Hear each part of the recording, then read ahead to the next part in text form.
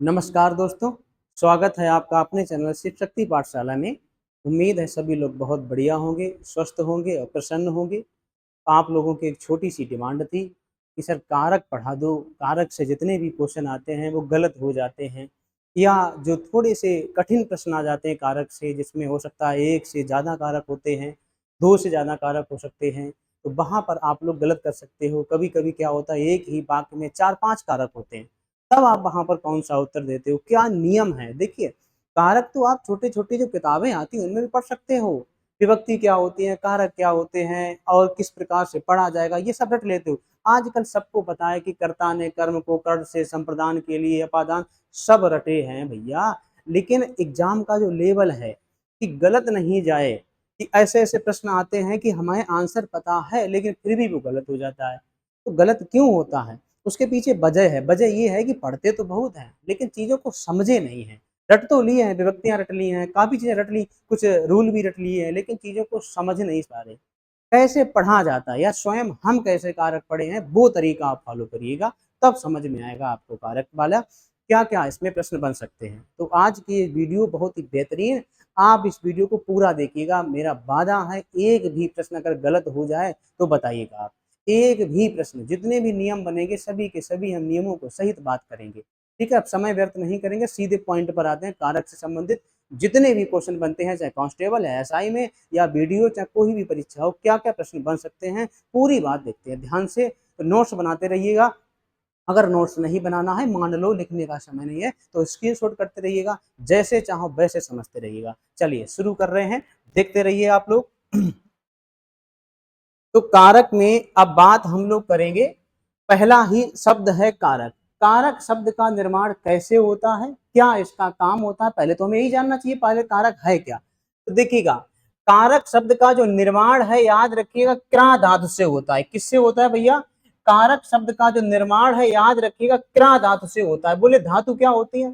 संस्कृत के मूल शब्द जिसमें प्रत्यय जोड़कर कोई शब्द बनाया जाता है, जो वर्तमान में हम लोग प्रयोग करते हैं, वही धातुएं होती हैं। तो क्रा धातु से बना होता है। यहीं पर पहला क्वेश्चन है कि कारक शब्द की मूल धातु कौन सी? क्रा धातु में अक प्रत्यय लगा हुआ है और प्रत्यय लगने के बाद कारक शब्द का निर्माण हुआ है। बोले कारक शब्द का शाब्दिक अर्थ क्या होता है? ध्यान रखिएगा, हमेशा जोड़ना या कराने वाला याद रखिएगा। बोले क्या कराने वाला भैया? संबंध बताने वाला, जोड़ कराने वाला। जोड़ना ये क्या होता है? बोले कारक का काम होता है। अब बात बोले कि परिभाषा इसकी क्या बनेगी, तो जरा ध्यान से देखिएगा। वाक्य में संज्ञा या सर्वनाम का संबंध अन्य पदों के साथ बताना, यही कारक का कार्य होता है। कि वाक्य में संज्ञा है, मतलब कोई व्यक्ति का नाम है, सर्वनाम है, व्यक्ति के स्थान पर दिए गए जो शब्द होते हैं, जो प्रयोग किया जाए, या संज्ञा के जगह जो शब्द प्रयोग किए जाते हैं सर्वनाम, उनका संबंध अन्य पदों के साथ बताना किसका काम होता है? कारक का काम होता है। पॉइंट क्लियर होगा? बोले कैसे? एक उदाहरण बता दो। विजय ने खाना खाया, तो विजय ने खाना खाया, यहाँ पर ने विभक्ति है और यहाँ पर विजय संज्ञा है और खाना अपने आप में कर्म है, अन्य पदों के साथ संबंध बताया, यही कारक का काम है। अब कारक का काम है, ये संबंध बताया किसने? ये बताया विभक्ति ने, प्रसर्ग ने, चिन्ह ने बताया है।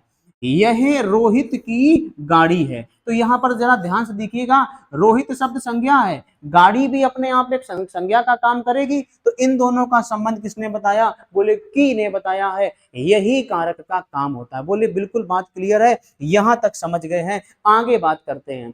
अब मेन चीज यहां से आती है कि कारक के भेद कौन कौन से होते हैं, क्या क्या इसमें पूछे जाते हैं। देखो, कारक के अगर भेद की बात कही जाए, देखो हमने पहले ही इस चीज को लिख रखा है कि आपका समय व्यर्थ ना हो, कि हम आपको लिख लिख कर बताएं, इससे अच्छा बहुत ही कम समय में पढ़ लें, क्योंकि बहुत कम दिन बचे हुए हैं। अगर पूछा जाए कि भेद कितने होते, देखिएगा आप प्रकार प्रश्न का, अगर वो ये पूछेगा कि कुल भेद कितने होते हैं, तो उत्तर देना 8, कारक के 8 भेद। अगर वो पूछेगा कि मूल भेद कितने होते हैं, तो उत्तर देना 6। मूल भेद 6, कुल कितने होते हैं? 8। बोले दो अन्य कौन कौन से होते हैं जिसमें 6 + 2 हो जाता है?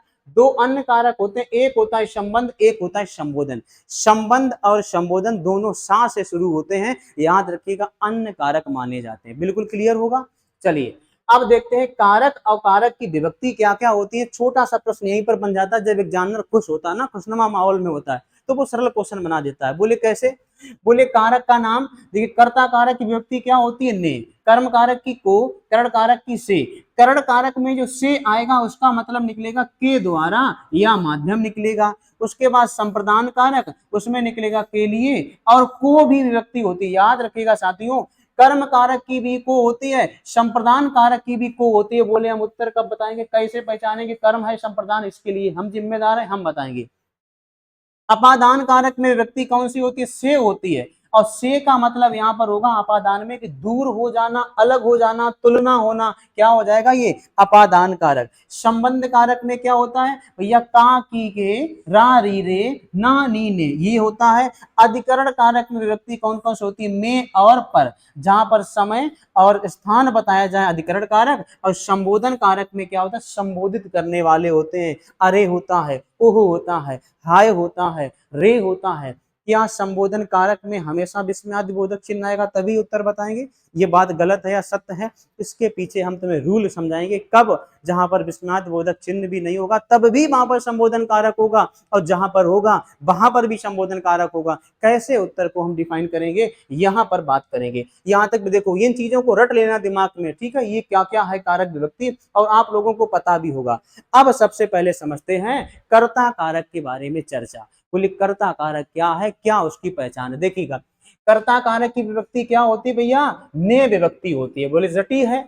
अब परिभाषा देखो, हम आपको एक में परिभाषा बता देते हैं, उसके अलावा सब में सेम रहेगी। देखिए परिभाषा, कारक की वह विभक्ति, कारक की वह विभक्ति जो यह बताए कि कार्य किसने किया है।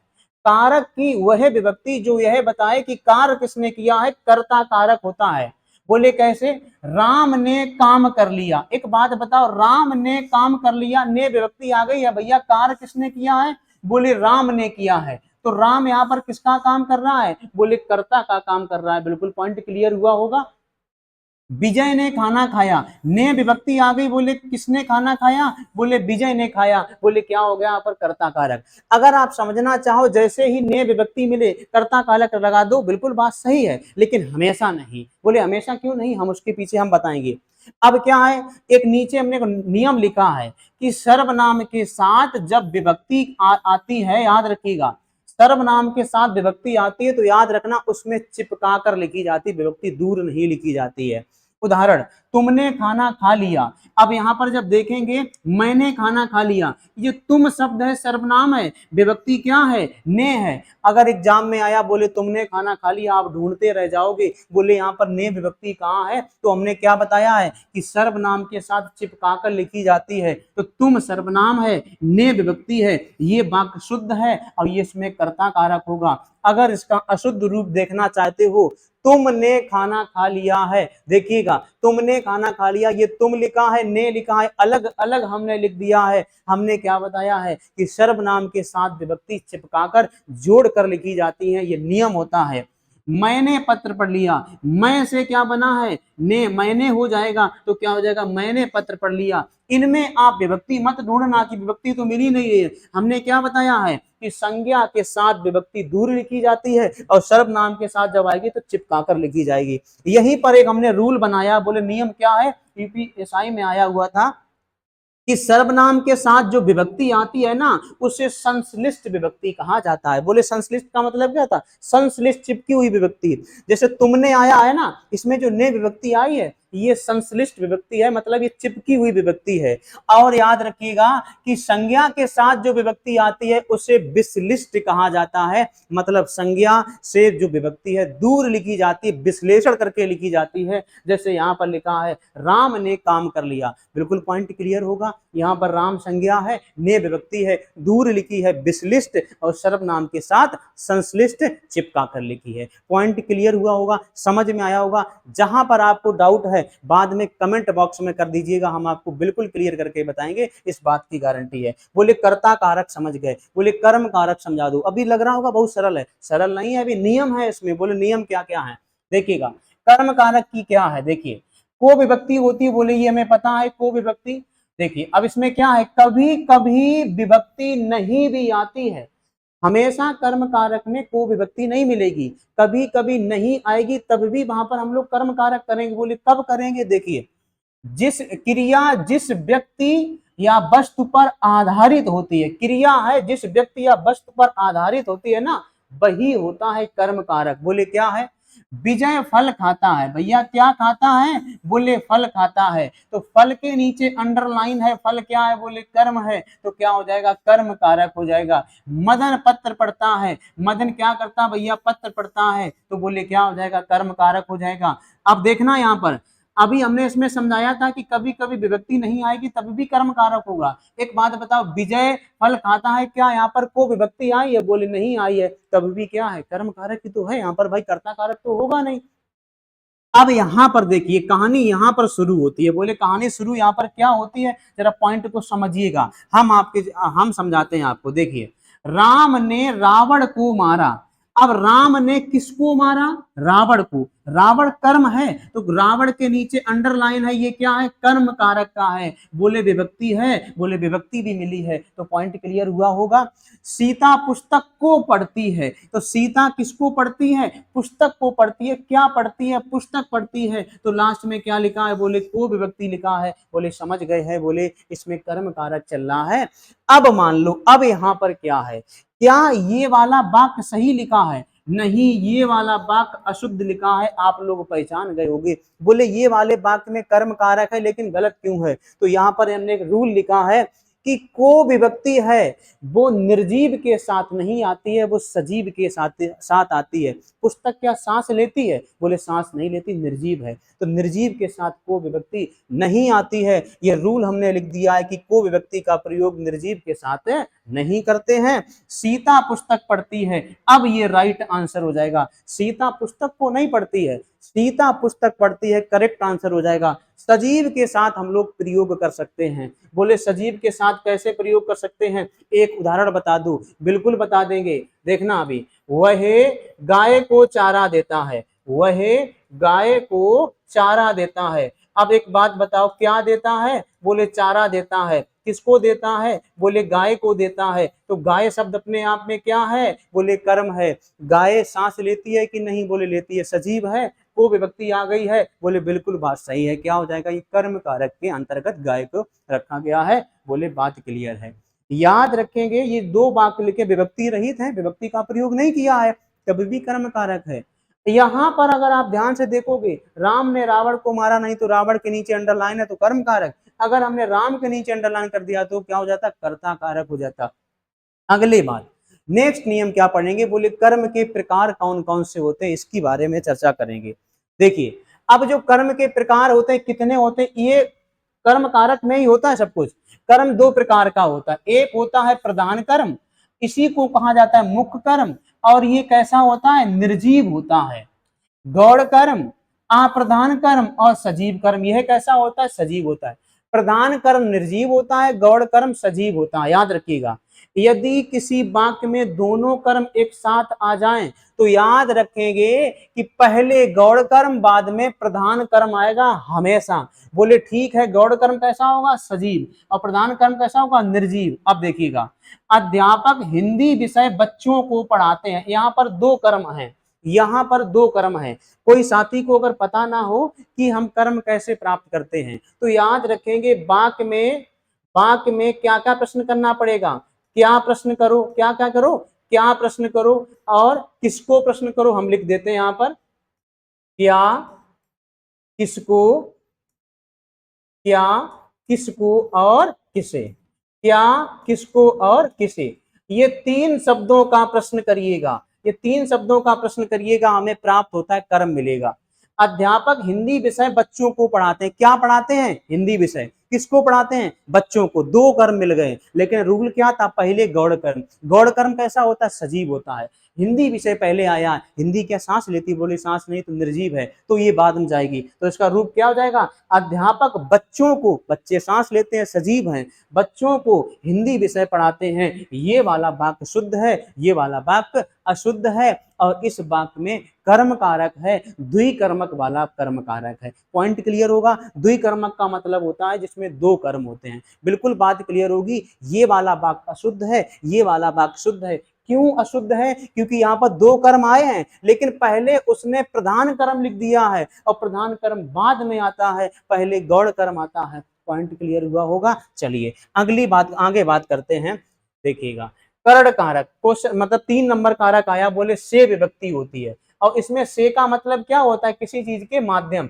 अब ये जो, अब हम तुम्हें थोड़ा सा और डीपली ले जाते हैं कि करण कारक होता किसमें। देखिए वाक्य में कर्ता जिस माध्यम से कार्य करे उस माध्यम में करण कारक होता है, इसलिए पूरे वाक्य में करण कारक माना जाता है। वाक्य में जो कर्ता है ना, जिसके द्वारा करता, उसी माध्यम में करण कारक होता है। कि हम पेन से लिख रहे हैं तो इस पेन शब्द में करण कारक होता है, इसलिए पूरे के पूरे वाक्य में करण कारक माना जाता है। समझ गए हो ना? ठीक है, जैसे आप फोन से पढ़ रहे हो तो फोन शब्द में करण कारक है, इसलिए पूरे के पूरे वाक्य में करण कारक माना जाता है। देखिए बच्चे फुटबॉल से खेलते हैं, भैया किससे खेलते हैं, उन्होंने माध्यम क्या बनाया, बोले फुटबॉल बनाया, तो फुटबॉल क्या है, यहाँ पर करण का कार्य कर रहा है, तो क्या हो जाएगा करण कारक। बोले साधन क्या है, उसके बाद विजय पेन से पत्र, विजय पेन से पत्र लिखता है, बोले किससे लिखता है, पेन से, तो यहाँ पर पेन शब्द में करण कारक होता है, इसलिए पूरे के पूरे वाक्य में करण कारक माना जाता है। क्लियर हुआ होगा। चलिए अगले नियम इसमें क्या क्या बन सकते हैं, इस करण कारक में नियम क्या क्या बन सकते हैं। देखिएगा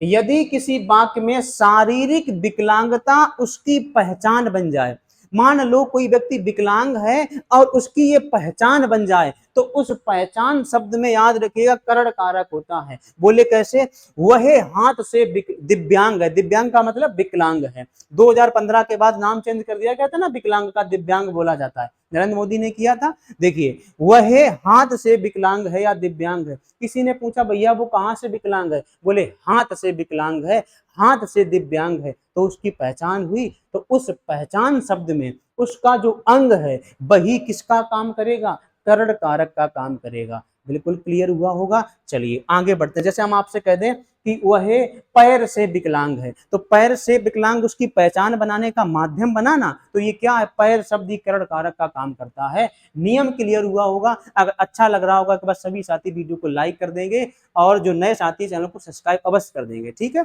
चलिए आगे देखते हैं क्या नियम बनता है। बोले करण कारक समझेंगे, समझ गए, अब समझते रहिएगा। नियम भी इसमें विशेष बहुत बढ़िया बढ़िया नियम है। अब आया है संप्रदान। संप्रदान में विभक्ति कौन कौन सी आएगी, एक आएगी को और एक आएगी के लिए। बोले कब हम उत्तर करेंगे, कौन सा उत्तर करेंगे अभी हमें पता नहीं, कोई बात नहीं, हम पर छोड़िएगा। संप्रदान शब्द का शाब्दिक अर्थ पूछा जाता है, याद रखिएगा। संप्रदान शब्द का शाब्दिक अर्थ होता है देना या दान देना। संप्रदान का अर्थ होता है देना या दान देना, संप्रदान का शाब्दिक अर्थ है। देखिए परिभाषा, कि वाक्य में कर्ता जिसे कुछ देता है या जिसके लिए कुछ करता है। वाक्य में कर्ता जिसे कुछ देता है या जिसके लिए कुछ करता है, तो ये सब जिसके लिए किया जाता है ना, उस शब्द में ही संप्रदान कारक होता है। समझ गए ना, कि हम राम को पुस्तक देते हैं, हम किसको दे रहे हैं, राम को दे रहे हैं, तो क्या हो जाएगा, राम शब्द संप्रदान कारक के अंतर्गत आएगा। आपने जैसे बोला है कि आप बच्चों को टॉफी खिलाते हैं, किसको खिलाते हैं, बच्चों को खिला रहे हैं, तो बच्चों शब्द में संप्रदान कारक होगा। समझ गए। चलिए उदाहरण देखिएगा, वह बच्चों के लिए टॉफी लाया, भैया किसके लिए लाया, बोले बच्चों के लिए लाया, तो यहाँ पर बच्चों के लिए काम किया है, तो क्या हो जाएगा, बच्चों शब्द में संप्रदान कारक होता है, इसलिए पूरे वाक्य में संप्रदान कारक माना जाएगा। माता जी ने पुत्र के लिए खाना बनाया, भैया किसके लिए बनाया, बोले पुत्र के लिए बनाया, तो यहाँ पर पुत्र शब्द में संप्रदान कारक होगा, इसलिए पूरे वाक्य में संप्रदान कारक होगा। समझ रहे हो ना। अब इसमें नियम क्या क्या बन सकते हैं। नियम नंबर 1 में क्या है, यदि वाक्य में दान देने वाली क्रिया हो रही हो, तो जिसे दान दिया जाता है उसी शब्द में संप्रदान कारक होता है। अगर किसी वाक्य में दान दिया जा रहा हो, तो जिसे दान दिया जाता है उसी शब्द में संप्रदान कारक होता है। राजा भिखारी को कंबल देता है, ये वाक्य कितना पुराना, जंग लगने वाली है इसमें। देखिए राजा भिखारी को कंबल देता है, भैया किसको देता है, बोले भिखारी को देता है, तो भिखारी शब्द में क्या है, संप्रदान कारक। समझ गए। देखिए वह बिच्छुओं को खाना देता है, वह बिच्छुओं को खाना देता, भिक्षु मतलब नहीं, बहुत भिक्षु जो बेचारे भिखारी होते हैं जो मांग कर खाना खाते हैं, भिक्षुओं को खाना देता है, तो भिक्षु शब्द क्या हो जाएगा, यहाँ पर संप्रदान कारक के अंतर्गत रखा जाएगा। संप्रदान कारक का सीधे शब्दों से मतलब समझिएगा कि जिसके लिए कुछ किया जाए या जिसको कुछ दिया जाए, उस शब्द में संप्रदान कारक होता है। समझ में आया होगा। एक बार स्क्रीनशॉट कर सकते हो अगर स्क्रीनशॉट कर रहे हो। चलिए आगे पढ़ रहे हैं। अब नियम नंबर 2 इसमें क्या आएगा, संप्रदान कारक में देने वाले ही काम चल रहे हैं। अब इसमें नियम नंबर 2 क्या बनेगा उस चीज को समझिएगा। देखिए, यदि किसी वाक्य में देने वाली क्रियाएं हो रही हो, परंतु जो व्यक्ति जो वस्तु देता है और उसे ऐसा लग रहा है कि वो वस्तु उसे दोबारा वापस मिल जाएगी, तो याद रखना वहां पर संप्रदान कारक नहीं होता है। बोले कम समझे, आप इन चीजों को पढ़ सकते हो, लिख सकते हो, हमने पूरा रूल लिख दिया इसलिए कि जहां पर कोई व्यक्ति किसी को दे रहा हो और बाद में वापस वही वस्तु देने वाले के पास आने का संकेत मिल रहा हो कि वापस आ जाएगी उसके पास, तो वहां पर संप्रदान कारक नहीं होता है, वहां पर क्या होता है, कर्म कारक का प्रयोग किया जाता है। बोले कैसे, सुरेश ने प्रेस, अच्छा ने नहीं होगा, ठीक है। देखिए, सुरेश प्रेस वाले को कपड़े देता है। भैया एक बात बताओ, सुरेश प्रेस वाले को कपड़े देता है, किसको कपड़े देता है, प्रेस वाले को कपड़े देता है। तो अभी हमने क्या बताया है कि देने वाले को ऐसा भाव लगे कि वो चीज वापस आ जाएगी। आप अगर प्रेस वाले को कपड़े दोगे तो प्रेस वाले का दायित्व क्या है, प्रेस करके वापस कर देना। जब चीज वापस आ रही है, भले ही दी गई हो, जब चीज वापस आ रही है तो वहां पर कौन सा कारक होता है, कर्म कारक होता है। समझ गए ना। यहाँ पर देखिए, विजय रोहित को पैसे उधार देता है। अब एक बात बताओ, जैसे ही बोला उधार देता है, इस बात का मतलब क्या है, वो पैसे वापस कर देगा। जब चीज वापस आ रही तो कारक कौन सा हो जाएगा, बोले कर्म कारक हो जाएगा। बिल्कुल क्लियर चल रहा है, ठीक है। राम ने सीता को पढ़ने हेतु, देखना उसने क्या लिखा है, पढ़ने हेतु पुस्तक दी। राम ने सीता को पढ़ने के लिए पुस्तक दी कि आप पुस्तक पढ़ लेना, हमें वापस कर देना। जब चीज वापस आ रही तो बोले कौन सा कारक, संप्रदान कारक। क्लियर हुआ होगा पॉइंट, बहुत अच्छे से 4 कारक कंप्लीट हो गए हैं। कर्ता कारक में जिसके द्वारा कार्य पता चले, कर्म कारक में कि कर्म क्या है, करण कारक में जिसके द्वारा कोई कार्य हो, संप्रदान में क्या है, किसी को कुछ दिया जा रहा हो या जिसके लिए कुछ किया जा रहा हो। बिल्कुल समझ में आ रहा हो। और देखो, संप्रदान कारक और कर्म कारक में थोड़ा सा अंतर भी होता है। कोई कोई वाक्य में संप्रदान होता है, वही वाले वाक्य में कर्म कारक होता है। कब हम पहचानेंगे उसके लिए हम जिम्मेदार हैं, अभी रूल लेके आए हैं, इसमें मिलेगा आपको। देखिए, अब अपादान कारक के बारे में और जान लीजिए। अपादान कारक की विभक्ति क्या होती है, से होती है। करण कारक की भी से होती है। करण कारक में जो विभक्ति से आती है उसका मतलब किसी चीज के द्वारा होगा। यहाँ पर जो से आएगा उसका मतलब निकलेगा दूर या अलग होना, मतलब दूर हो जाना या अलग हो जाना। देखिए, यदि किसी वाक्य में कोई व्यक्ति वस्तु किसी अन्य व्यक्ति वस्तु से अलग या दूर हो रहा हो, तब जिससे ये अलग हुआ जाता है उसी शब्द में अपादान कारक होता है। मतलब देसी भाषा में समझिएगा कि हम आपसे दूर हो रहे हैं। हम दूर हो रहे हैं, किससे हो रहे हैं, आपसे। तो आपसे दूर हो रहे हैं तो आप शब्द में है अपादान कारक। समझ गए ना। हमने बोला है, देखना, ये पेन पकड़े हाथ पर, अब पेन हाथ से गिर रहा है, हमने बोल दिया है कि पेन हाथ से गिर गया। ये पेन कहां से गिरा है, हाथ से गिरा है, तो ये सात शब्द में होता है अपादान कारक। समझ में आ गया। अब समझिए, बिल्ली छत से कूद पड़ी, बिल्ली छत से कूद पड़ी, छत से दूर हो जाएगी। जब दूर होगी तो कौन सा कारक, अपादान कारक। अब किसमें होगा अपादान कारक, देखिएगा छत में, हमने अंडरलाइन किया है उसको। फौजी गांव से चला गया, फौजी कहां से गया, गांव से। गांव से जब कोई व्यक्ति जाएगा, दूर होगा ना, तो उस गांव शब्द में क्या हो जाएगा, अपादान कारक हो जाएगा। इसलिए पूरे वाक्य में अपादान कारक माना जाता है। और याद रखिएगा, जहां पर दो शहरों, दो स्थानों, दो वस्तुओं, दो व्यक्तियों के बीच में दूरी बताई जा रही हो, भले ही दूरी वो संबंध का संकेत कर रही हो, वहां पर भी अपादान कारक होता है। कानपुर दिल्ली से 50 किलोमीटर दूर है। किसी ने बोला कि कानपुर से दिल्ली 500 किलोमीटर दूर है, तो मतलब दूर दूर है। ये दूरी का भाव किस में आ जाएगा, बोले अपादान कारक में आ जाएगा। समझ में आया होगा, ठीक है। अब नियम नंबर 1 क्या है, जब कोई व्यक्ति वस्तु जीव, जब कोई व्यक्ति वस्तु जीव अपने उत्पत्ति स्थान से अलग हो रहा हो, तो उस उत्पत्ति स्थान में अपादान कारक होता है। जब कोई व्यक्ति है, वस्तु है, अपने ही उत्पत्ति स्थान से अलग हो रहा हो, कि जहां से उसकी उत्पत्ति है, तो उस उत्पत्ति स्थान में अपादान कारक होता है। क्यों होता है, हमने समझाया ना कि जहां से अलग होता है। गंगा हिमालय से निकलती है, भैया गंगा कहाँ से निकलती है, हिमालय से। हिमालय उसका उत्पत्ति स्थान है, उद्गम स्थल है, तो हिमालय से जब निकलेगी दूर होगी ना। अब ये बात मत समझ लेना कि वो तो चिपकी रहती है पानी के साथ, वो अलग बात। यहाँ पर भाव समझिएगा, हिमालय शब्द में क्या अपादान, पेड़ से पत्ते गिरते हैं। जब पेड़ से पत्ते गिरेंगे, पत्तों का उत्पत्ति स्थान कहाँ पर है भैया? पेड़ में उगते हैं और पेड़ से वो टूट रहे हैं, तो उत्पत्ति स्थान में क्या हो जाएगा? अपादान कारक।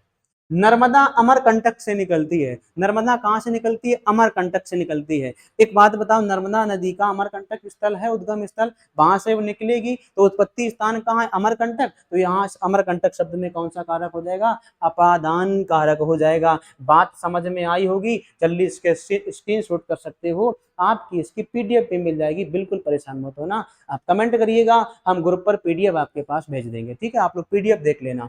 और एक बात याद रखिएगा, तुलना जहां पर होती है, क्या होती है? तुलना जहां पर होती है वहां पर भी अपादान कारक होता है। बोले तुलना कैसे? हमने लिखा है कि राम श्याम से लंबा है, राम श्याम से लंबा है, राम श्याम से लंबा है, इसमें भी क्या हो जाएगा? अपादान कारक है। बोले इसमें अपादान कारक क्यों होता है? राम श्याम से लंबा है, एक बात बताओ किससे लंबा है? बोले श्याम से लंबा है, तो श्याम शब्द में अपादान कारक।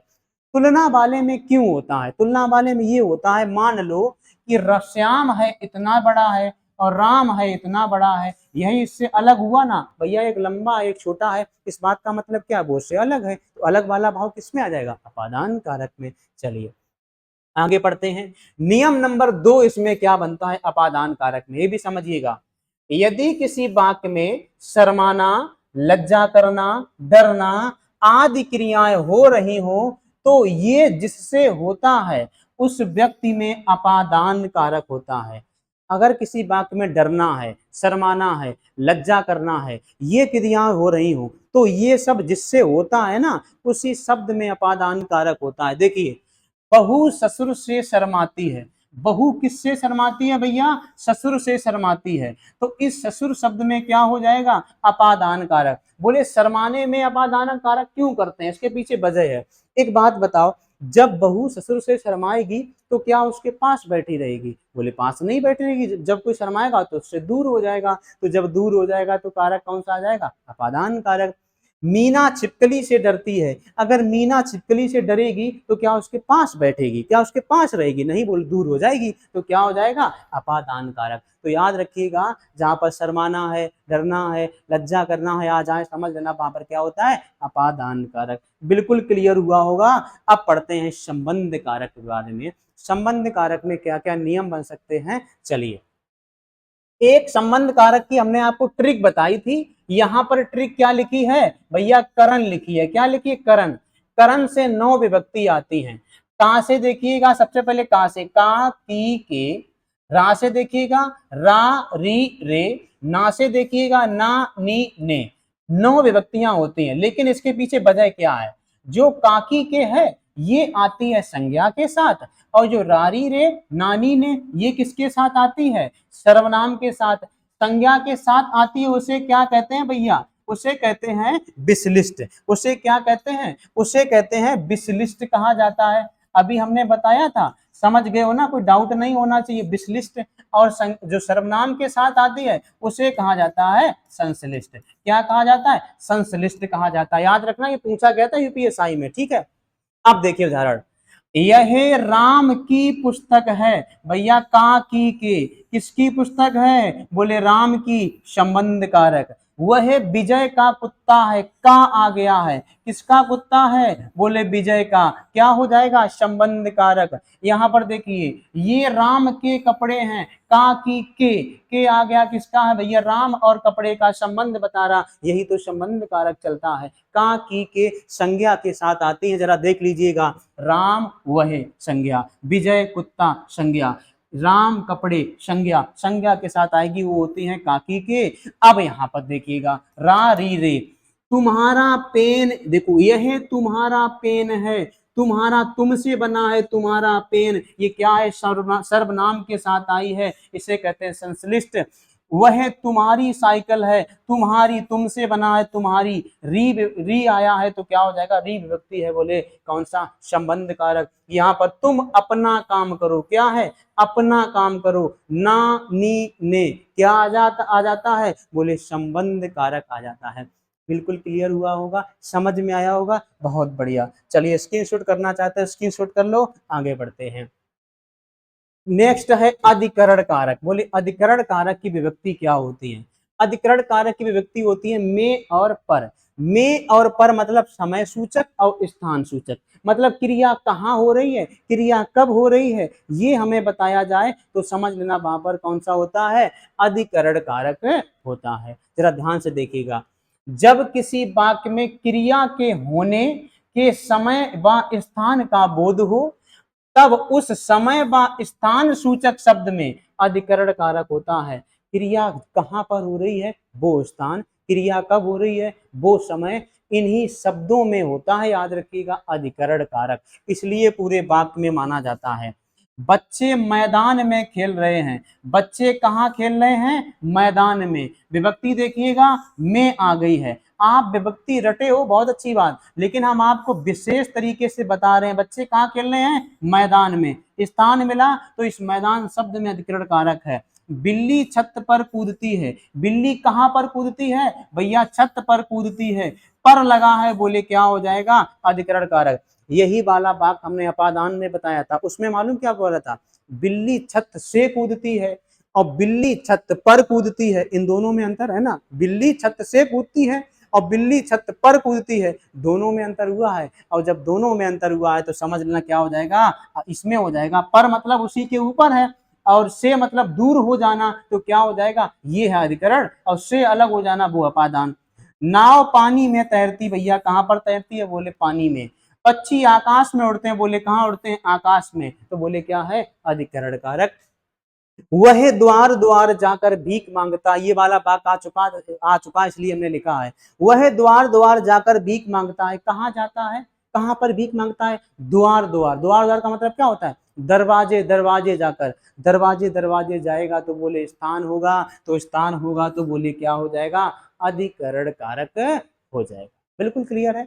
भंवरा फूल फूलों पर मंडरा रहा है, तो बोले क्या है, किस पर मंडरा रहा है, फूलों पर, तो क्या फूल शब्द में हो जाएगा अधिकरण कारक। कि आप कुर्सी पर बैठकर पढ़ाई कर रहे हैं, तो किस पर बैठकर, बोले कुर्सी पर, कुर्सी शब्द में हो जाएगा अधिकरण कारक। बात समझ गए ना, बिल्कुल क्लियर होगा। कि आप सुबह 7 बजे पढ़ते हो, भैया कब पढ़ते हो, सुबह 7 बजे, अधिकरण कारक। समय और याद रखिए स्थान किस में आते हैं, अधिकरण कारक में आते हैं। बिल्कुल क्लियर हुआ होगा। चलिए आगे बढ़ते हैं।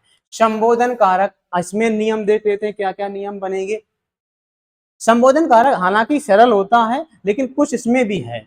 जहां पर किसी व्यक्ति को बुलाया या पुकारा जाता है, जहां पर संबोधित करने का भाव हो, वहां पर संबोधन कारक होता है। विभक्ति इसकी क्या होती है, हाय, अरे और प्रिय। अब देखना, इसके अंतर्गत हाय यह क्या हुआ, हाय यह क्या हुआ, हाय के बाद में क्या है, यहां पर चिन्ह लगाया है। उसने पूछा है क्या हुआ, लास्ट में क्या है, विस्मयादिबोधक चिन्ह लगाया है। अरे तुम आ गए, किसी ने बोला अरे तुम आ गए, तो क्या है ये, संबोधन कारक। प्रिय देशवासियों, हमने क्या बोला था संबोधित करने के लिए, प्रिय देशवासियों। तो जिसको संबोधित किया जाता है, जिसको पुकारा जाता है, उसके नाम के बाद में विस्मयादिबोधक चिन्ह लगाया जाता है। आप सदैव उन्नति करें, करेक्ट हो जाएगा। अब इसमें नियम क्या बनेगा, कि हमेशा वाक्य में विस्मय चिन्ह नहीं लगाया जाता है।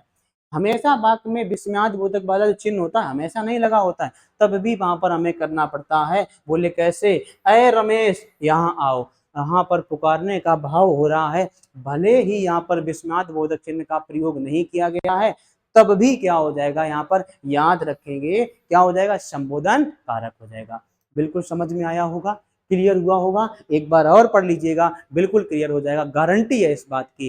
ठीक है, अब आगे हम कुछ नियम और देख लेते हैं कि क्या कुछ नियम और बनते हैं। देखिए, जब एक वाक्य में दो या दो से अधिक कारक हों, तब हम उत्तर कौन सा देंगे।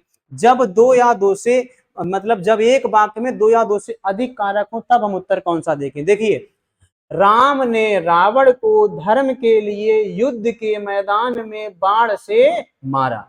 इस वाक्य में कितने कारक आपको दिख रहे हैं, 1 2 3 4 5 6 7 कारक दिख रहे हैं। 7 कारक दिख रहे हैं, खाली एक बचा हुआ संबोधन वाला, वरना वो भी जोड़ दो। लेकिन आंसर कब देंगे, अगर उसने ऐसा वाक्य दिया कि राम ने रावण को मारा, राम के नीचे अंडरलाइन है, राम अपने आप में क्या है, बोले करता है, तो कौन सा कारक हो जाएगा, कर्ता कारक। किसको मारा?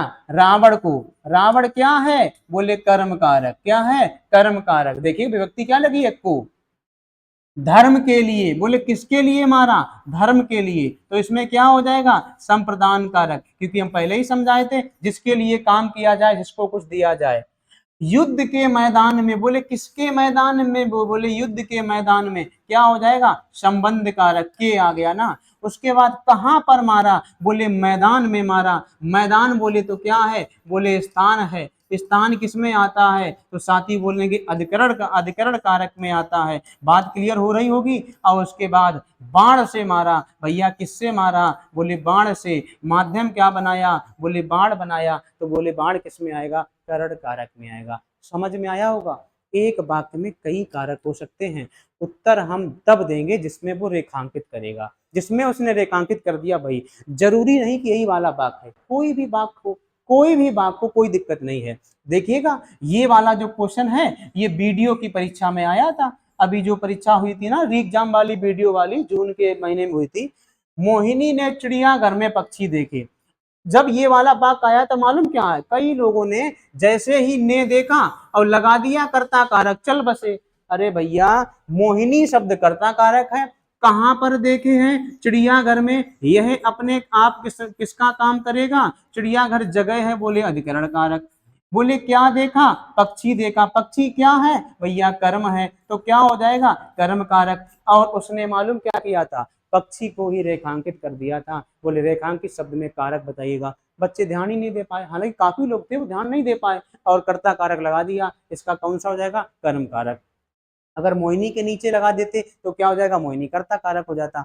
बात क्लियर हो रही होगी, समझ में आया होगा, अच्छा लग रहा होगा। एक बार वीडियो को लाइक करेंगे, अच्छा लगता है वीडियो जब आप लोग लाइक करते हो। चलिए यहाँ तक कोई दिक्कत नहीं है। जहां पर आपको दिक्कत हो आप कमेंट करिएगा, मेरा वादा है हम आपको बताएंगे। और कोई चैप्टर अगर पढ़ना है तो आप कमेंट करिएगा, हम आपको चैप्टर वो वाला पढ़ा देंगे। आगे देखिएगा, एक विशेष नियम आता है, एक विशेष पॉइंट आता है कि संप्रदान कारक में भी को मिलता है, कर्म कारक में भी को मिलता है। बोले कब हम को वाला कर्म कारक में करेंगे, कब हम संप्रदान कारक में करेंगे। संप्रदान कारक में मालूम कब करेंगे? कि मजदूर को मजदूरी दीजिए, मजदूर को मजदूरी दो और विजय को बुलाओ। अब देखना दोनों में अंतर है।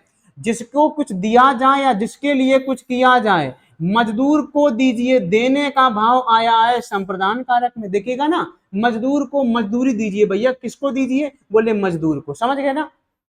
विजय को बुलाओ, किसको बुलाओ? बोले विजय को बुलाओ। यहां पर कर्म कारक का प्रयोग किया क्योंकि यहाँ पर बुलाने का भाव है। अब बुलाने का भाव मतलब ये मत समझ लेना कि संबोधन कारक कर दो कोई, ऐसा नहीं होगा।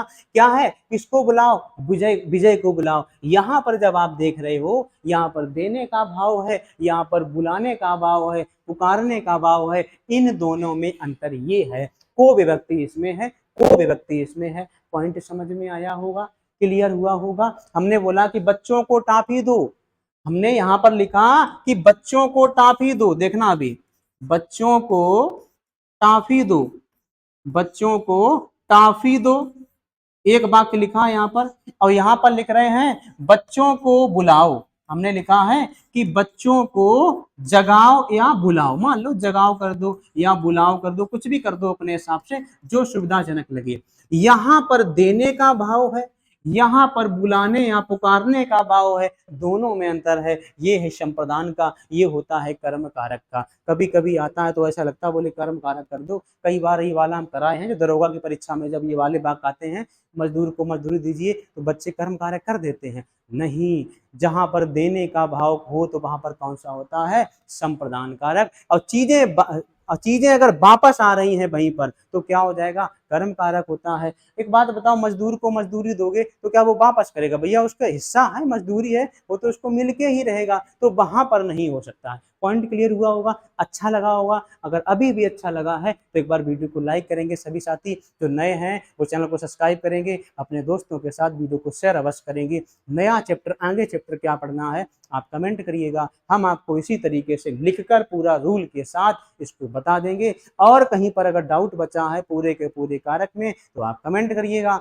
हम फिर से बताएंगे। कोई नया चैप्टर है उसमें कोई डाउट है हम फिर बताएंगे, कोई दिक्कत कोई परेशानी है कमेंट करिएगा, अच्छा लगा हो एक बार फिर से बताना चाहेंगे लाइक करेंगे। यहाँ तक सभी लोगों को शुभ रात्रि, जय हिंद।